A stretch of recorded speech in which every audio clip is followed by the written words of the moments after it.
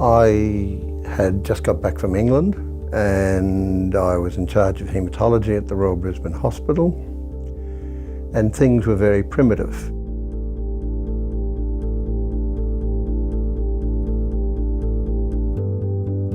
There's a woman called Elaine Gamer whose daughter Lisa developed acute leukemia, and ultimately we were unable to save the girl.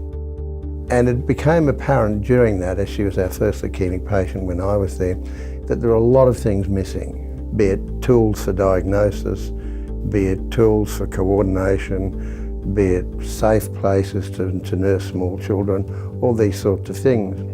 Shortly after Lisa died, I sent her home to Mount Isa. Her mother turned up on my doorstep and said, "All right, Lisa's dead. I'm here to raise money. Tell us what you want." And I said to her, "Go away for 6 months and think about it. It's too soon."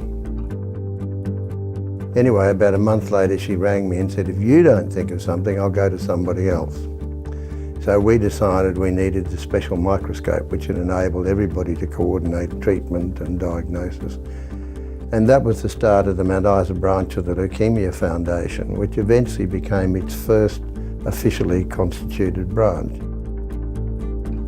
Sometime later, I knew that Trevor was the medical advisor and Fred was the president. Fred decided he wanted to step down from that role, so Trevor stepped up. So he said to me, "Well," he said, "you've already benefited from the foundation, it's time you joined us." So I did. So for every Tuesday night, first Tuesday night of the month for about 25 years, we dutifully turned up at the Leukaemia Foundation board meeting.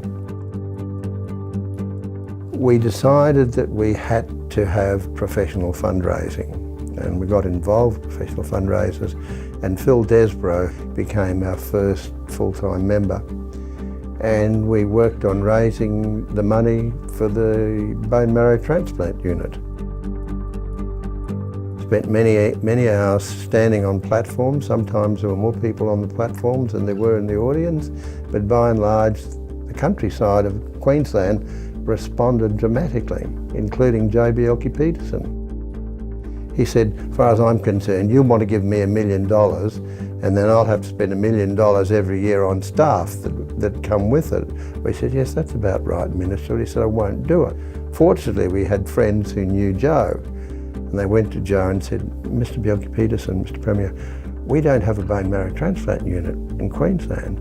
And Joe raised his finger in characteristic form and said, "Queensland will have a bone marrow transplant unit, so just get on with it." Every patient in their own way does something to you inside. You pay certain prices, but you receive certain benefits from doing something that you think is worthwhile.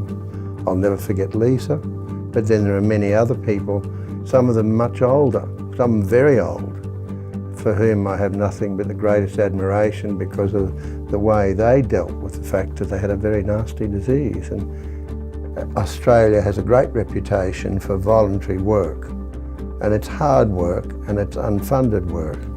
And the contribution that they make means that the foundation and any other organisation that's involved needs people like them, and they are really, along with patients, the most important aspect of the foundation.